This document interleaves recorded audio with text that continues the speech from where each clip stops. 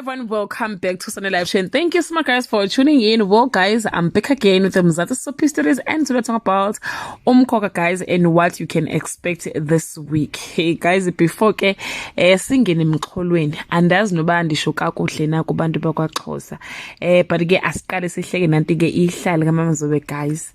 Angazi uma bekuyimina ngeda noZuma Mzobe ke seshintsha izwi, selishintshe nje complete ngesikhathi ke esexoshiwe ke lapha na ke kophakathwa esehleli ke ngaphandle kwegate eselishintsha izwi lalincane sethi nje yabona mina phakathwayo ngizokwenza konke okusemandleni noma yini nje ngizoyenza mangabe ufuna silungisa umshado wethu phakathwayo ngiyawavuma wonke amacala ami engiwenzile imina umshado wethu ngithi yo wayebhatata madumbe kuphi la guys Mama Mzobe ngeza shintshe sidalo yabo nje lento leyasayenza usa actor okwangempela ke nje ingwe ayiwashintshi amabala ayo.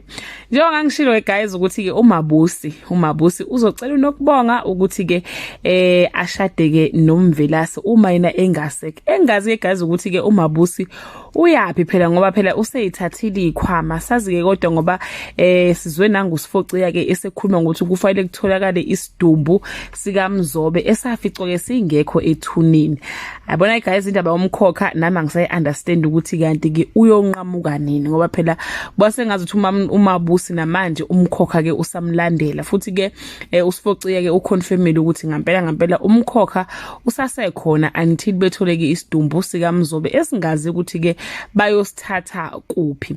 Usibahle ke guys bathi usibahle uzoqala ke manje ahalela impilo kaNobuntu ke ayibone nje nayisephila le yampilo ephilo noBuntu ke uzothatha ke imali yomndeni ke noma imali yakhe ke yokugcina ayoyifakile le business elumbombayi eliphethwe ke uMenga. Hayibo guys yazi ukuthi bengifuna ukunibuza ukuthi nithulele ningamkhuzi uNobuntu eqhubeka nendoda engamfuni. Hayi phela iselfish le ndoda ekuthiwa ke uMenga. Hayi abona nje guys ayikho le relationship ayikho. Le ndoda selfish icabangela yona yodwa. uNobuntu nje shem ngabe wavele wayishadela noNdlovu ngabe nje uright ngiyacabanga.